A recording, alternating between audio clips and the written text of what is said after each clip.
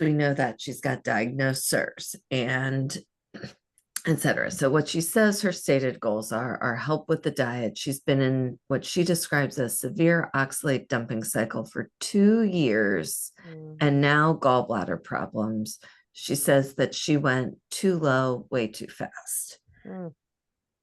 So in her How old is she? my age, I believe. Okay. Yes, Super young. she is Yeah. 43. She and I are like a month apart in age. She is 5'6", 175 pounds. She works in HR. So along with her intake paperwork, she sent me. I'm just going to check something else. Let's see.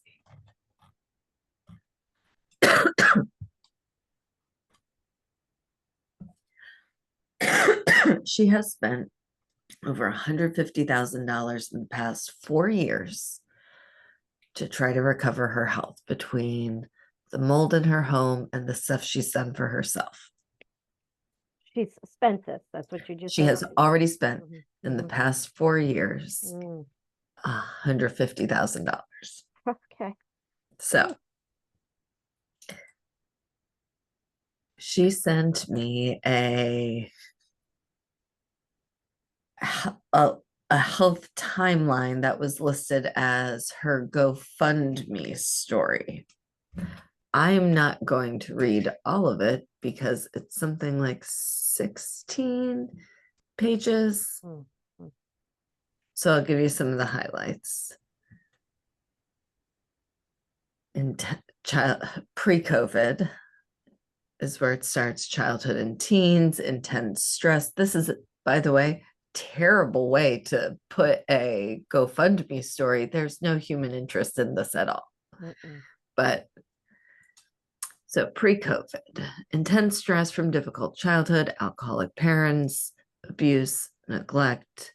She got super sick as a child when they lived in a home full of mold that was condemned and torn down after they moved out. Mono at 12, she remembers having flea bites all over her body at one point.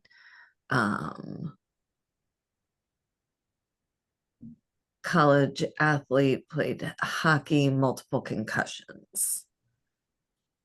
Weird health stuff, anemia, low energy, asthma, remembers living in a lot of moldy homes in her life. Tick bite, spider bite in 2004. Post-college, major concussion in 2010-ish. In her 30s, fatigue, weight gain, rashes, food sensitivities, brain fog, early menopause around age 34, infertility.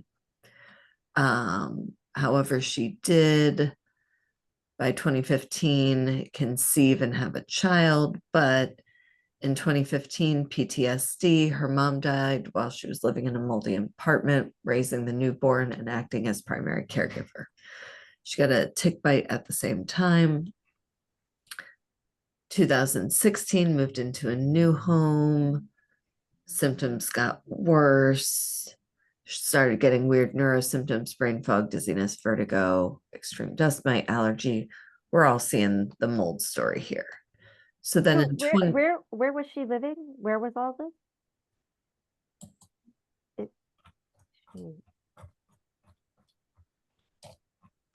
let me get there. Hang on. Wisconsin. Okay, so this is Wisconsin. All right. So January 21, COVID, which turned into pneumonia, went to the ER twice. COVID flipped everything upside down for her, but there was all of that other mold stuff going around. Since then, crazy heart palpitations. She wore a harness monitor for a month. By February, March of 2021, 85% recovery. But then she pushed herself too hard, neuropathy in both legs, fatigue, potential tick bite in April 2021. Went to a moldy house, got sicker, April 2021, everything really went downhill. mm. Did some doxy. Well, she actually did a Rocephin shot, doxy, and a Zithro pulse and Ceftin all at once and had a major herx. Mm. So she was able to tolerate the doxy. So she did doxy at that time. She started working with the TBI Center for like the post-concussive stuff. She was clinically diagnosed with chronic Lyme and co-infections. Um, Eventually, she was able to get on the azithromycin while continuing the doxy. She started doing fluconazole, switched over to Ceftin from doxy because of sun exposure issues, more herxing, half dose of Ceftin and azithromycin. LDN made her feel real sick, so she did not continue with that. So she started trying to layer in more things, trying to get dental work done that would flare her up, adding in some herbals like cryptolepis that would flare her up. All of this is through 2021. She started Ketotifen in late 2021 for MCAS. Um, Turned out to just be like big yeast. And she went through a few more years of one thing after another, all geared toward the Lyme treatment. More ticks, like more active tick bites.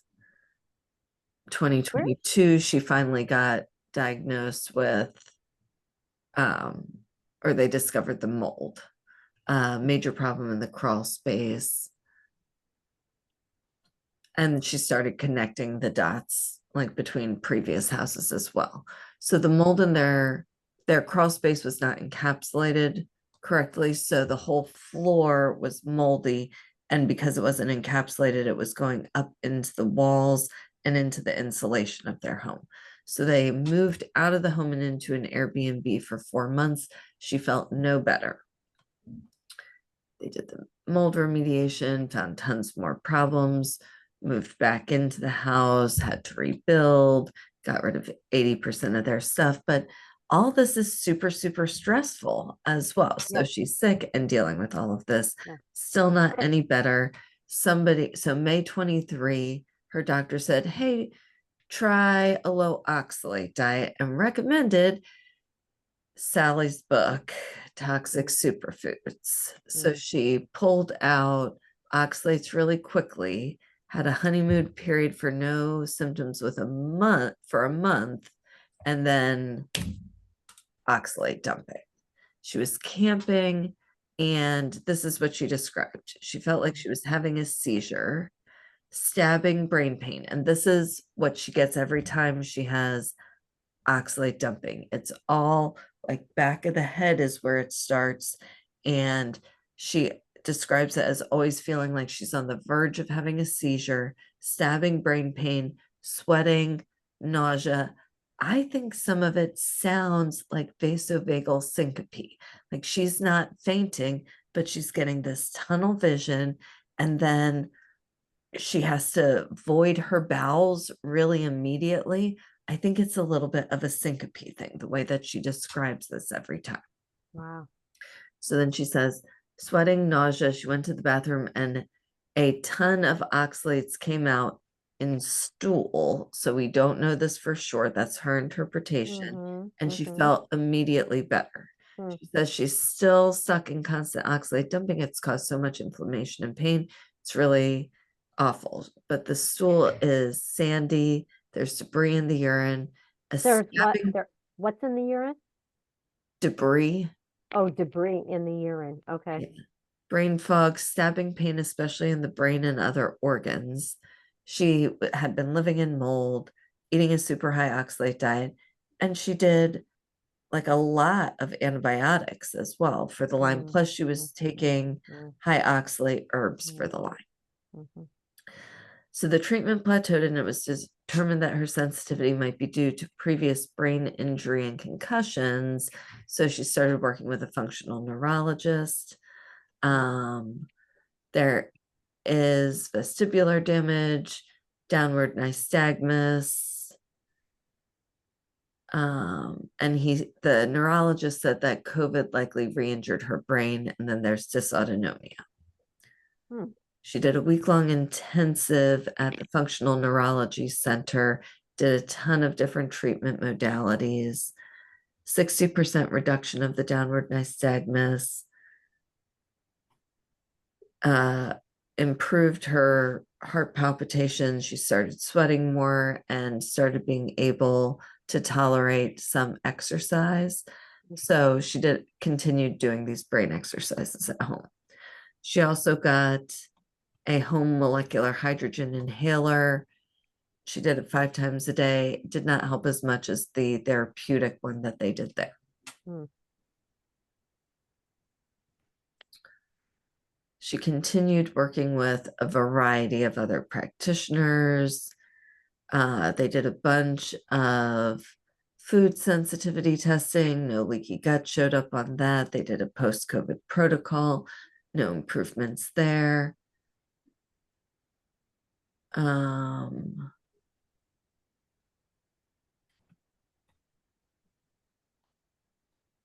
Went back to the same doctor. They tried allopurinol for oxalate dumping pain. No luck, and it made the pain worse. They tried Singulair to help with the brain symptoms and sleep, but it would give her like really weird dreams, so she did not continue with that.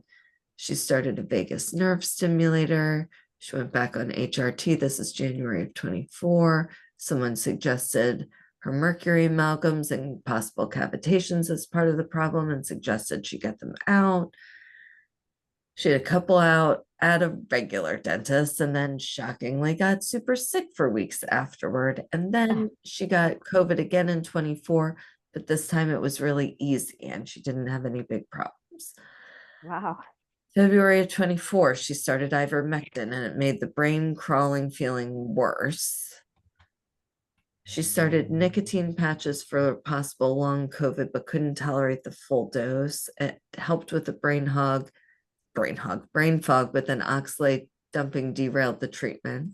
She tried to increase oxalates to slow the dumping, but sometimes it makes the burning feeling worse. And that's the threshold, because if you have too many oxalates in the blood, either because they've pushed out of tissue or because you ingested too many, your symptoms are going to feel the same.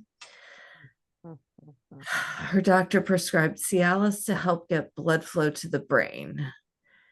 The first dose, Vinpocetine can do that too. right. However, the first dose, she thought she was going to die. She had a major Herx reaction. She couldn't function for weeks. And then her next note about that is oxalates, exclamation point, no further explanation. But she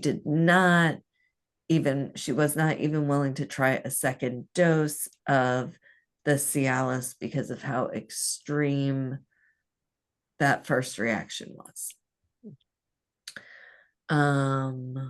But okay. So through August of 24, continued severely dumping oxalates, almost fainted during an oxalate dump at Walmart, super sweaty, nauseous. I still think this is syncope. I think that time she just got closer to fainting. She says Epsom salt baths and castor oil packs are the only thing that helps. She tried magnesium, potassium, calcium citrates, doing low dose steroids to stabilize for a while. Her doctor wanted her to take an antifungal to see if it helped with oxalate dumping. She thinks she's colonized. I think she's colonized because she moved out of the moldy house for 4 months and didn't feel any better. Of course, she's colonized. The mold just went with her. So then, September of last year, she got all of the rest of the amalgams removed at a biological dentist. The brain crawling became worse after the amalgam removal. Her doctor thinks it's parasites that are more active after the mercury removal. So had her trying ivermectin again, 3 milligrams 3 times a day. She was not tolerating more of that. Oxalate dumping, still super bad. Her doctor's recommending cholestyramine to help with oxalate dumping, ketamine to help calm down her nervous system. She's actively passing parasites. Diagnosed with complex PTSD after a 2-hour intake appointment with a psychiatrist for a ketamine assisted therapy program. That gave her, the ketamine gave her real relief in pain symptoms for 2 weeks.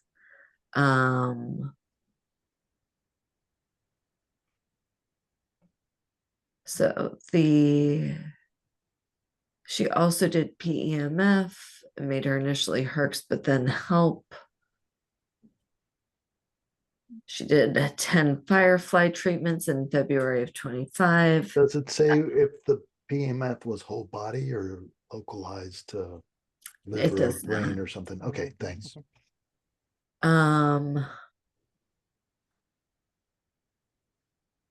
She did 10 firefly treatments, which is high powerful light therapy, which seemed to help move oxalate out, but she herxed each time. She started a low dose ketamine protocol at a microdose of 15 milligrams. Their full body thermography showed a lot of inflammation, especially at the thyroid. Thyroid ultrasound was fine. March of 25, RSV turned into pneumonia. Paused ketamine because of that, did 2 rounds of a Z-Pack, got shingles on her nose, which is a weird place for it. Yeah. Just on the nose? Nowhere else? No, was that diagnosed as shingles or is that coming from her? I Yeah. don't think that can be shingles because we don't get shingles on main lines. And Terry, correct me if I'm wrong, is there a dermatome on the nose that would, I don't know. I don't think But that. you That know, doesn't seem right. she might be saying it's shingles, but it's not Yeah. shingles. Yeah. Mhm. Low dose Cortef to get through it, oxalate dumping through the whole thing, signed up for Dr. Jill's oxalate masterclass, was prescribed itraconazole, 100 milligrams twice a day to help with oxalate dumping and mold colonization, tolerated that just fine.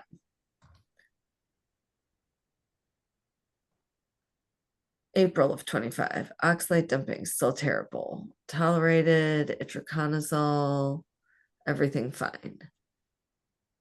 When she says oxalate dumping, I'm wondering if what is her symptoms? It's that the brain stabbing. warm, crawling feeling, tunnel vision, nausea. It sounds like vasovagal syncope, but it's always Yeah. like the brain fog, those type of symptoms.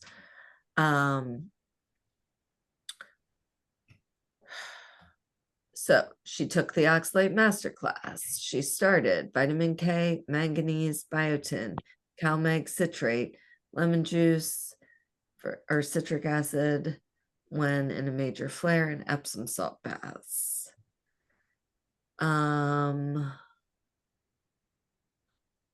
Yeah, I find that sometimes clients get it in their mind that they have something, and then if you, as a practitioner, is not wise enough to see through it to say, you know what, This doesn't, that's not what's happening. Terry, you are already picking up what I'm putting down. So as I said, I'm like, as she describes why does this, she think it's always oxalate dumping? That's where because of what she's seeing in her urine and her stool, Yeah, that's what but is making her think that. And I told her I'm not sold that so I'm this not is either. just all dumping. And if we're not going to measure the blood, we're never going to know. So we did talk about that, but we're almost up to the present day. Now we're into May. So she got back in with Lyme stop. They muscle tested the muscle testing diagnosis from Lyme stop: COVID, Lyme, Bark, Babesia, mold, Lyme, EBV, and Ehrlichia, protomyozoa, and mycoplasma. Brain herks after the second day. Brain and body have been stuck in that state ever since. She feels worse. They said it would be gentle. He told her that mold might prevent her from healing fully. Let's not plant that seed for anybody. She's doing Epsom salts every other day, an anti-inflammatory diet that is low oxalate, no sugar, no gluten, no dairy, no corn, no processed foods. Clearvite from Apex Energetics for the liver cleanse, so it must be the CLR. Thyroid supplement, magnesium glycinate, cod liver oil, zinc. And is this all that she put herself on? No, this is what No, this is Limestop from put that, her right, on. that when she And went then there. they told her that POTS needed to be treated first. So the other doctor missed that with the Cialis, and they blamed the Cialis reaction on the POTS. They're Oh my suspecting Babesia, Bartonella, and Lyme. By now, I would think a And lot then- of sisters And are saying, then, hang on. And I'm with then, you, Terry. I'm like, okay. so I already got to the solution with her. So let me get through a little bit more. So then she says, just in here under March 16th, 2025, past CT scan showed gallstones. I didn't know that. Impression plan. This is just what she has come to me with. Impression and plan. Number 1, myalgic encephalomyelitis, chronic fatigue syndrome. So MECFS, Lyme disease, Bartonellosis, babesiosis, mast cell disease, IBS, chronic diarrhea, Candida infection, parasites. Tests run. We don't have time to go through them. There's 2 pages of tests run. Oh my. Treatment plan from March. No, And And this this is is- hers. This is hers that she has This- come up with. no, this is what her practitioners have put together Okay, for her. all right. For treatment plan. Cromolyn 4 times a day for MCAS, ivermectin increased to 18 milligrams Monday, Wednesday, Friday, mag chloride once a day, biotin 300 milligrams once a day, curcumin 1,000 milligrams 2 to 3 times a day, lysine 1,000 milligrams twice a day, vitamin C, no amount was given for her to take. Nystatin, swish and swallow twice a day, glutathione up to 2,000 milligrams a day as needed. GI detox before bed, Theralac probiotics 1 a day at lunchtime away from antibiotics, continue itraconazole, ketotifen, melatonin, electrolytes, HRTs, hold mag glycinate and manganese. I mean, I don't know how she can keep like, June 1st, start azithromycin at 500 milligrams and titrate up. And then once tolerating, start minocycline. And then they adjusted the dosage through July. Then she sent, and at the end, she sent me the impressions off of her abdominal ultrasound. okay, It says, impression number 1, the gallbladder is distended and filled with sludge. There is a large stone at the gallbladder neck. No discrete findings to suggest acute cholecystitis. Mild hepatic steatosis, no biliary dilation. Liver normal in size and echo texture. Negative with the gallbladder on the findings, distended, filled with sludge, large stone at the neck, negative Murphy sign. Bile ducts, liver is mildly echogenic in the common bile duct. The common bile duct is consistent with hepatic steatosis 6 millimeters. Visualized portions of the pancreas, unremarkable. Everything else, let's see. No masses in the kidneys at all. Spleen is normal. Doctor recommends she contact a general surgeon if the gallbladder issues persist. yeah, exactly. So, Okay. then Lyme stop recheck after this. So that was end of June 27th was the ultrasound. July 16th, Lyme stop recheck. Treated her for protozoas in her gallbladder. Said the Lyme and co-infections are clearing well. Mold still coming up as an issue. and Recommended. that's using muscle testing, right? So then they recommended looking into just the liver or gallbladder cleanse versus having the gallbladder removed. So then she made an appointment with her naturopathic doctor, who said that she has a lot of success helping people keep their gallbladders. She suggested working slowly to dissolve the gallstone while also improving bile flow, so the bile could also help dissolving it. She said she would wait before trying any kind of liver and gallbladder cleanse, worried she could end up in the ER with a stone stuck and need emergency surgery. Here's what she recommended as the slow way to go. Chanca piedra, 2 twice a day. Liver milieu, 1 twice a day. Hydrangea intrinsic, 1 twice a day. Metphos, 3 drops a day. GB40 from one source, 1 twice a day. She said she really thinks these are helping, especially the GB40. She doing all those things? Yep. She's doing, okay, so she's doing Yep. them. So then she did a tick-borne illness follow-up with her Lyme literate doctor. At the end of July, this is July 25th, cut back on the binders, pause the itraconazole for a week, add methylfolate for better detox support, continue minocycline, azithromycin, continue GI detox. And then he wants to start some allopurinol again, microbate herbs daily for Lyme persisters, EBV and viruses, methylene blue, and L5-MTHFR.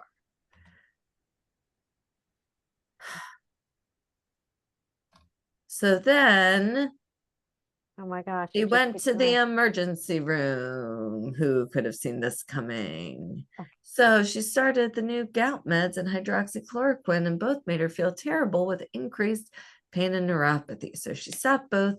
Then oxalate dumping started again. Super intense pain, heart palpitations, sandy stool, peeing out crystals. She tried Epsom salts, and too many people do this for dumping, and it's the wrong direction to go. So she added the Epsom salts and sodium bicarb, didn't get relief. So she tried MSM, and her heart palpitations got really intense. So she's still pushing more sulfate. So it's the wrong way Right. to go Well, she should have been eating something with oxalates to Right. try But to. people don't know, and people teach Okay. maybe not the Mhm, right way. mhm. So she's been saying that the oxalate dumping symptoms have been really bad ever since. So I don't have her genetics, and I am scared of the gallstone. And I think that both of these, I think the second practitioner who said, you have to go slow, you can't just do a cleanse, is in better shape than the first one who said, let's just move these out. It Mhm. all, the ultrasound report says the gallbladder's full of sludge, and ultrasounds are really bad at seeing gallbladder sludge. Like, Oh, wow. So for it to see it, it had to be really it's a lot. bad. And it says that there is a large stone and that it's blocking a duct. So if we have a really big stone and a really small duct and it's sitting there, that's a problem. If we try to shrink that down, which is what the second practitioner is saying, now we can get it stuck. And the first person saying, let's just try to shove everything that's in there out. So I said, I think you should get a HIDA scan. I think what? a HIDA scan. A HIDA HIDA scan. scan is a better way of looking at the gallbladder. And it's going to give us a better sense of bile flow and bile What? sludge and the What is actual that? gallbladder function. What is a HIDA scan? So a HIDA scan is a test that you and I cannot recommend. So she has to go to see a gastroenterologist for this. Okay. So it stands for hepatobiliary aminodiacetic acid scan. So it's nuclear imaging. Nuclear So imaging. yes, they put a little bit of like a radioactive dye in. And so that's the tracer. And so it lets us see the function, like the pumping of the bile. And so it's a better way if you need to assess like Okay. bile So viscosity or it shows problems you, with so the you can, ducts. so you can see through the scan, you can see the bile, how it's flowing, the Yeah, viscosity. it can show you if there's bile leaking anywhere. It can show you if there's blocks in any of the ducts. It shows you if there's inflammation in any of the ducts. So it measures the function of the gallbladder, Okay. because I like the idea of, not unnecessarily cutting organs out of our body. I Yeah. think that's noble. Our first goal should be like, yeah, if it's worth saving, let's save it. But there are times that When, trying to hold on to a non-functional gallbladder is just going to prolong your suffering and not improve it. I think I shared with all of you a couple of years ago, I was working with a doctor in the DC area, and she had some big gallbladder problems. And eventually she got her gallbladder out, largely because she was a colleague. Her surgeon let her keep the stone he pulled out, and she showed it to me on our call, and she was like, Em, look at this. And she pulled out what looked like an acorn. She was oh my like, gosh. this was my gallstone. And I was like, oh my God, we were never going to dissolve that. Mm-mm. Her surgeon told her that by the time he got in there, her gallbladder was essentially just atrophied around this stone. That stone. Wow. Having it in her body and trying to save it was not ever going to work, and was not making her feel better or help her get better any faster. So this is a big stone. It's in a compromising place, and there's some hardening of the bile ducts as well, and sludge on the ultrasound. I don't like this combination. So we just met last Monday, and I told her, get a HIDA scan done. So 8 days later, on Tuesday, I came in and I found this note on my desk that said, hi, Emily. I'm so glad you suggested the HIDA scan. I had it done last week and met with a surgeon today. My gallbladder is functioning at 0%, and I am scheduled for surgery this Friday. Wow. 0%. Were we going to save this gallbladder?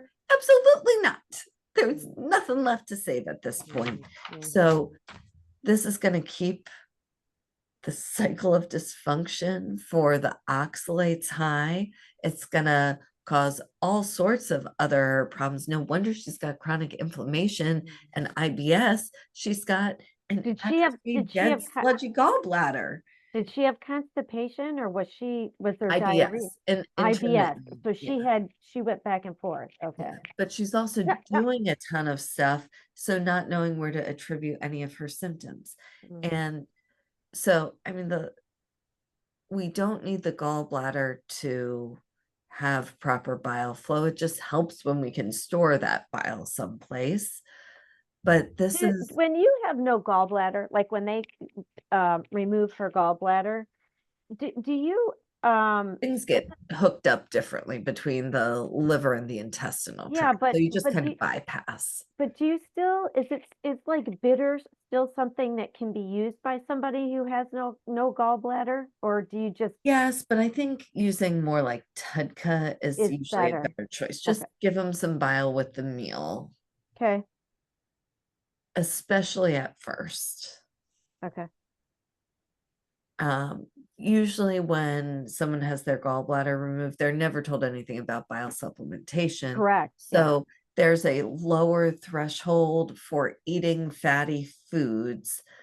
They're going to see a lot more like diarrhea and bloating and GI discomfort if they eat too many foods without adding Tudka. But if you add it in, then it's like, oh, why didn't my surgeon ever tell me this? Because that's not their job.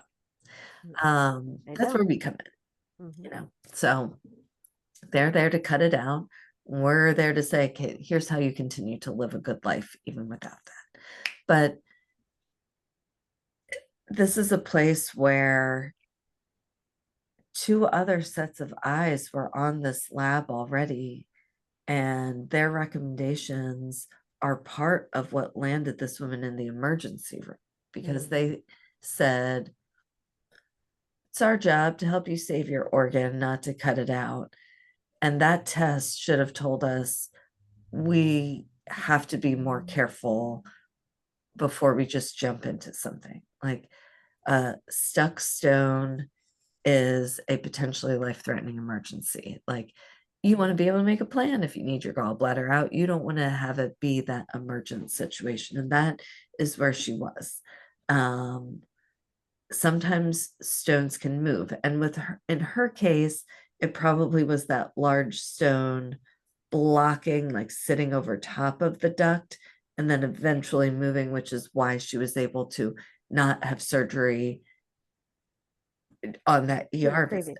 But I said, too, this is actually 3 different sets of eyes on her after this ultrasound. Lyme stop, her Lyme doctor, and then the emergency room. And even the emergency room didn't pick up on the, oh, you don't have any function in your gallbladder, and didn't tell her, we really think it's time for you to like talk to a surgeon about this and make a plan. They just sent her on her way. She's got 1,000 other things going on. And if I had let her just talk to me about oxalate dumping, how do I stop oxalate dumping? Or how do we treat mold? Or how do we treat Lyme? I could have so easily been the 4th person to miss this emergent situation. Actually, I'm going to throw Bob under the bus for a second. There were 4 people because she also had a meeting with Bob while she was waiting to get in with me. And he was concerned about glutamate because she's on about all of these things and this thing and the next thing and this burning in her brain. Gallstones, large gallstones, big connection with oxalates, urgent priority. Like we have to know that we can safely dissolve or move them before we try to dissolve or move them. And there are times where the dangerous option is to try to do that. I'm sorry, you just said, are gallstones, I mean, they are different than oxalates, but can they be related to oxalates? Yeah, because when we're forming gallstones, we don't have that proper viscosity of or movement of bile. And so then we're going to see poor fat emulsification, and that's and going then to more allow and then for more the, absorption of oxalate. Okay, yeah. that's what you meant by that. Yeah. Okay. So not to say that kidney stones and gallstones are the same thing. Yeah. Gallstones are made up of lots of different things. Correct. Often there's a big cholesterol component to them, but not all gallstones are the same composition. And sometimes within one gallstone, we see it composed of a number of different things. So there are cases where you can safely kind of have a positive impact on that bile viscosity, especially when it's in a sludgy state. And when stones are small, then they can be moved out. But when they're larger. But when they're large, you have to be really careful. Bile ducts are not particularly big. And so there's the scary gallbladder cleanse that you can find online with the drink this lemon juice and Epsom salts and olive oil at the same time, where a lot of people are emulsifying that fat that they're taking so they're taking minerals, the mag sulfate and the oil and an acid at the same time, and then saying, look at all these little soft squishy things that I'm excreting. Yes, guess what you just put in your body altogether. And they think, oh, that's what gallstones are. It's not. They are big, they are hard, they can cause a lot of damage.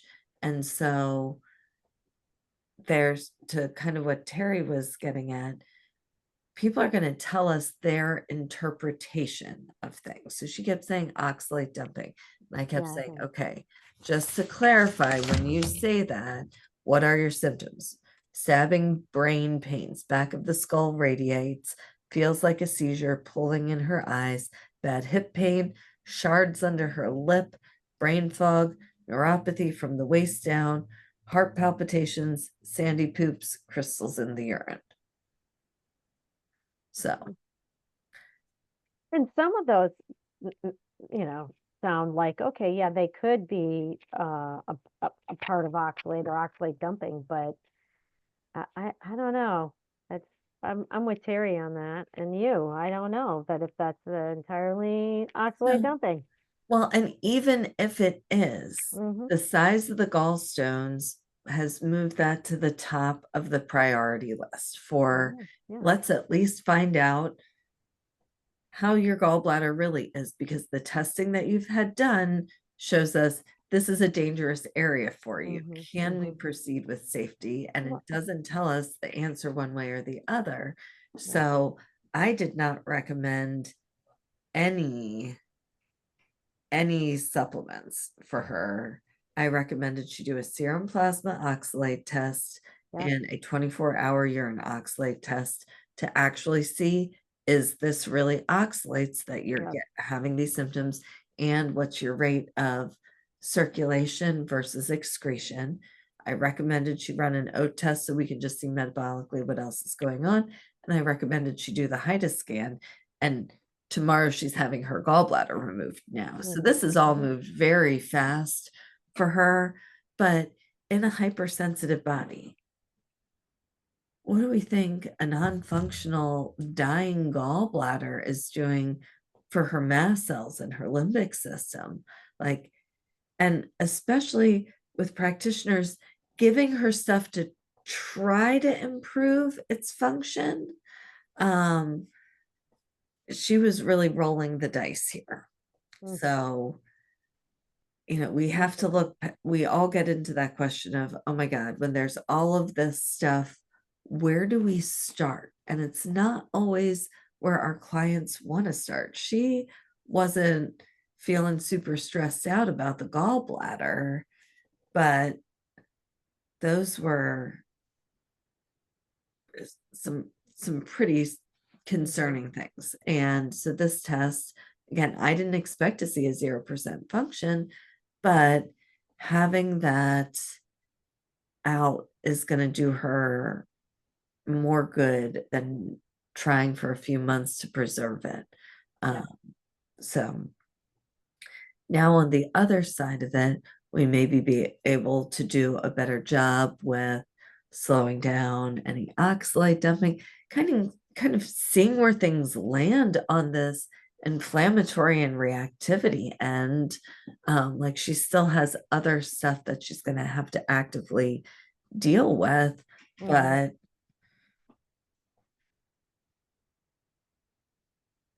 Yeah. not going to get better by just, there's no amount of PC bitters TEDCA that's going to fix that. Like we're not going to homeopathy out of our way out of a 0% functional gallbladder. So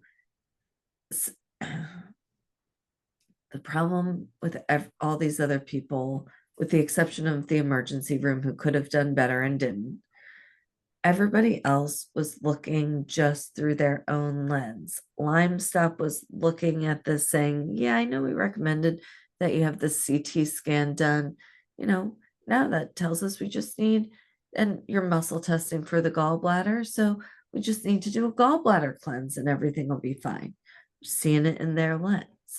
The other Lyme doctor is seeing it in her lens. At least she's saying, ooh, don't just cleanse, shrink and cleanse. She doesn't know the size of them and she doesn't know the output of the gallbladder. So it's still not totally a safe way to see it. Bob sees it through his lens. Okay, I know there's Lyme. I know there's mold. I know these are the pathways. It's probably glutamate that's got you all worried about this.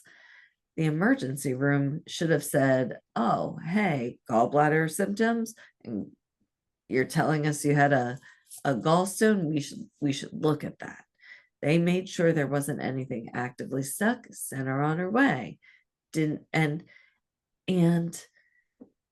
sometimes they tell us to follow up with a certain person and maybe we don't follow up with that person. Maybe they say follow up with the surgeon, but we've got another person in our ear saying, well, let's try to save your gallbladder before we just cut it out.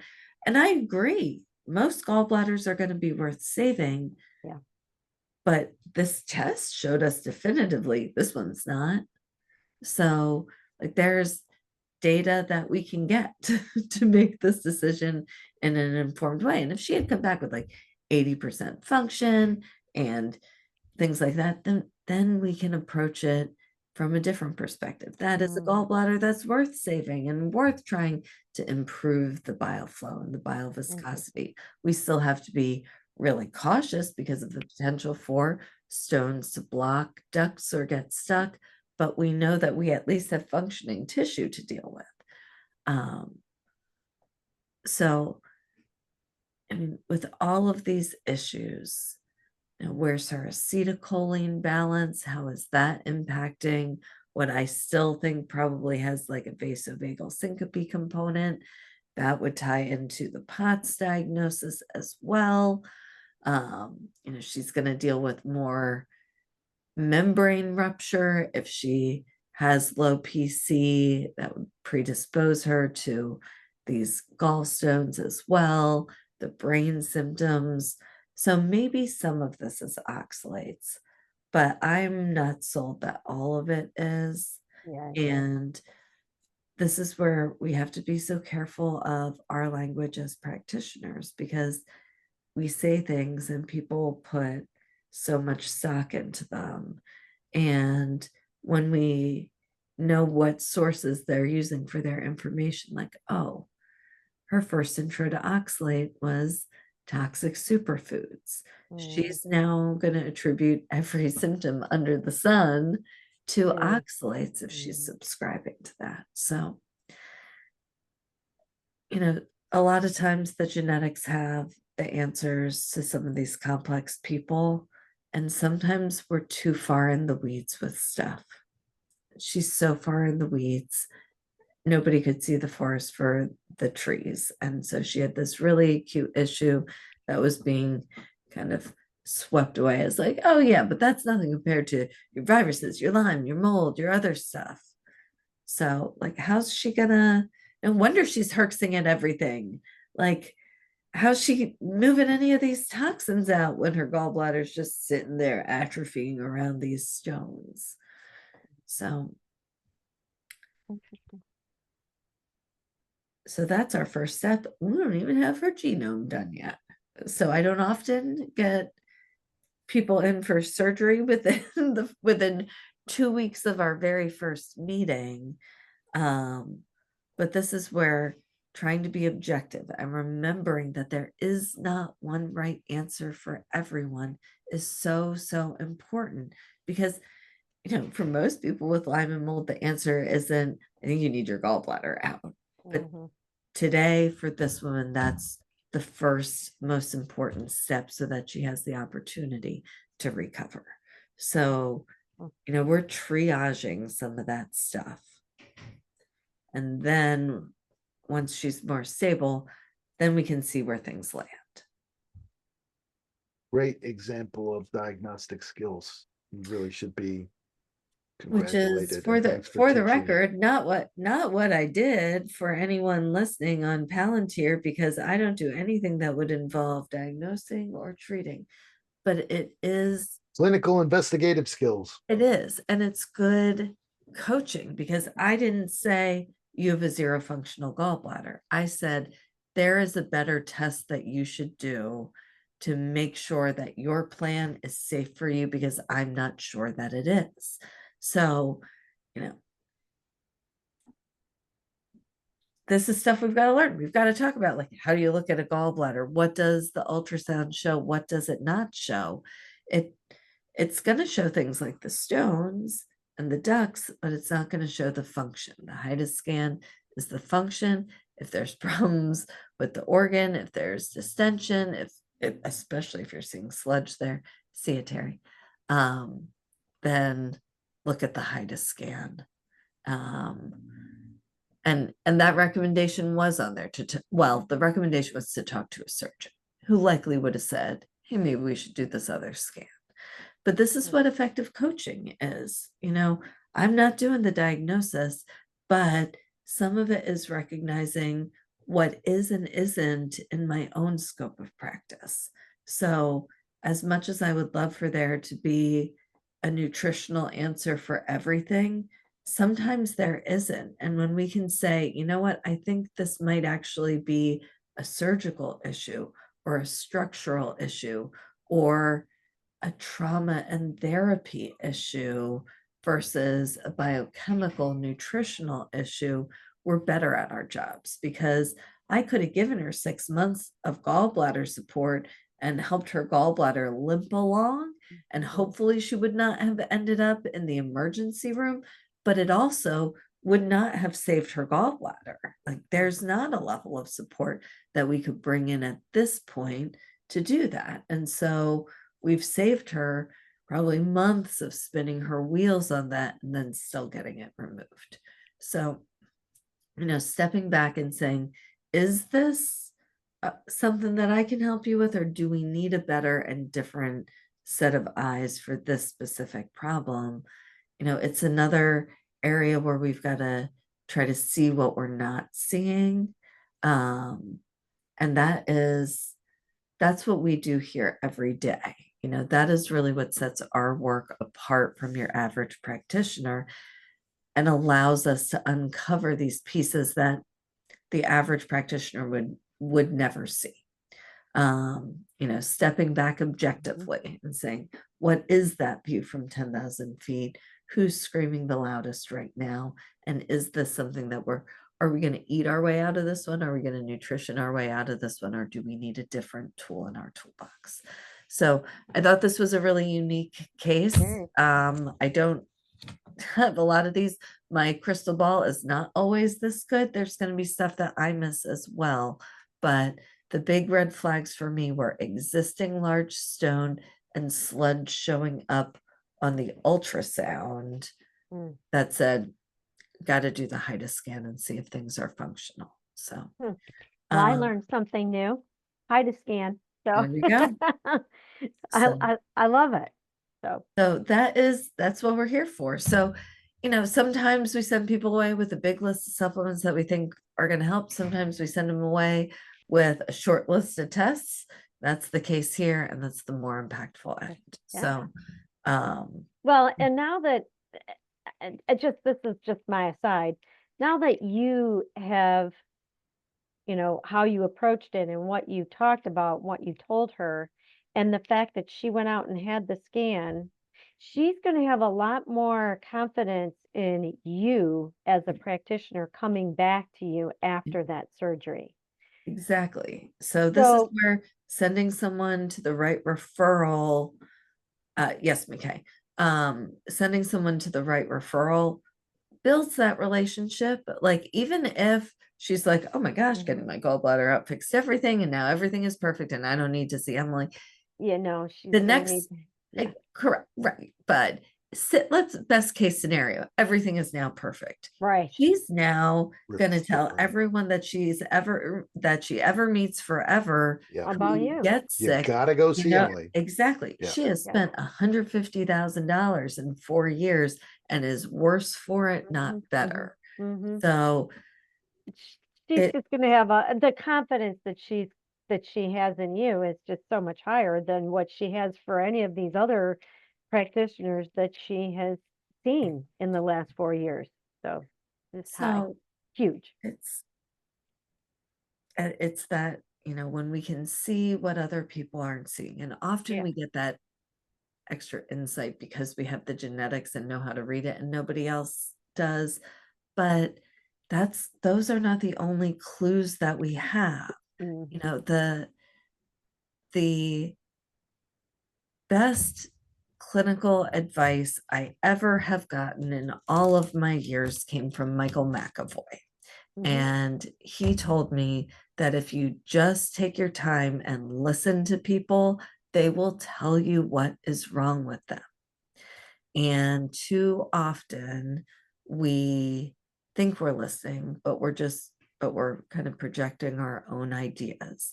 So, I spend an hour and a half with people for the first visit, and often a full hour of that is spent with them talking and me listening and taking notes, because they'll say things that kind of like itch my brain in a certain way. And I'm like, that's the thing, the way they worded that. And I always try to take notes in the words that they use, not the way that I interpret it, because that's not always the same. And so then I'll go back and I'll say, okay, you said this. is this what you mean by it? Or I'll refer back to it at a follow-up, like, hey, last time you said that you have this pain that radiates from the back of your skull and a pulling in your organs that feel like a seizure. Do you still get that? People have a really short memory for pain and discomfort. And so Mhm. often they forget certain symptoms, but if you use their language that Then they use, they, they'll go, oh, yeah, I do remember "Eh, that, like that's really weird good. I pulling, don't feel gripping it now." feeling. Yeah, I yeah. haven't had that for a while. I'd completely forgotten about it. So, if we just listen, they're going to tell us. And she had this nagging idea in her brain as well. Like she put on her notes, I had a previous ultrasound that showed gallstones, but nobody mentioned it. Okay, well Mm, that's a super random note to put in there. And mhm, then she included the ultrasound findings. It was nagging at her that the gallbladder was actively an issue. Like mhm. it, Right. she went to the emergency room for it. Not enough of an issue that she was following up surgically, but she had heard it in a couple camps from Lyme Stop. She's testing for it. But, the significance of it, I didn't know, and without that test. I mean, if I knew Mhm. what would be the point of testing, go to the surgeon right away because I said so. But that gave her the information she needed. And I Yeah. knew that because behind the oxalate story that she kept telling was this gallbladder story. And I know that that's one of many paths by which we get high oxalates. And there's Mhm. people working on the mold piece, and there's people working on the Lyme piece and the dysbiosis piece. And she's now tested that she doesn't have leaky gut, but she still has this stuff. Let's look at the gallbladder more and make sure we can safely move forward. And a lot of that on my end is I don't want to do the wrong thing and have her have a major problem and turn Mhm. around and sue me and say, Emily, you told me to take 4 TUDCA a day and 3 teaspoons of PC, and I did that and it lodged the stone and I needed surgery and I almost died. I would be in her right with any of these people who said, push out all these gallstones, and then she landed in the emergency room. Mhm. I don't I want to do no harm first. Right. Like I don't have to take the Hippocratic oath, but I don't want to do harm. That's not what I'm here for. Mhm. So how do I know that I can safely proceed without a test like this? I don't. So some of it is covering my own butt too. Yeah. Yep. We have to Yep. be smart about those things. Yeah. Um, Yeah. so she, I think, dodged a really big bullet here. Like that, had she just done what Limestop said, she could have been in for some major, major problems. Mm. Um, so we have to remember we don't have all the answers. Nutrition doesn't have all the answers. And while it is very noble to say, let's do everything we can to save that organ, yes, but let's also acknowledge that sometimes we can't and that we can do more good through removing that damaged tissue rather than trying to let it limp along. Yeah. So that's my interesting case for today. And I will let you know how things go with her as she recovers from tomorrow's surgery. A lot of people do get oxalate dumping as a secondary uh, issue after surgery. Hopefully that will not be the case for her, Yeah. but we'll have to see. Yep. But this is one more stressor that's coming off of her system in a really major way. Yeah. So, you know, hopefully that'll help get her nervous system and her immune system back into balance without it. Mm-hmm. All right, my friends. Well, Thank you. that is today's case. I have another interesting one for next week. Great. That I will be getting I think I will have 2 updates with this young man between now and next week because we've been meeting almost weekly right now because he's Oh, good. dealing with a lot of neurological inflammation and doing a couple of really big treatments like IVPC with mixed results. We'll talk about why. And he is going to Cyprus this week for a big apophoresis, to pull like fibrinogen out of his blood. He's had a lot of excessive clotting post-COVID. And so Interesting. lots of big exciting stuff happening with him, and some really, really positive shifts as well. So we'll Good. talk about him next week, and as long as there's no other case studies that pop up. If there are, we'll touch on those first and circle back to him. Okay, All right. thanks. Great week. I'll see you all next week. Take care. All right. Bye-bye.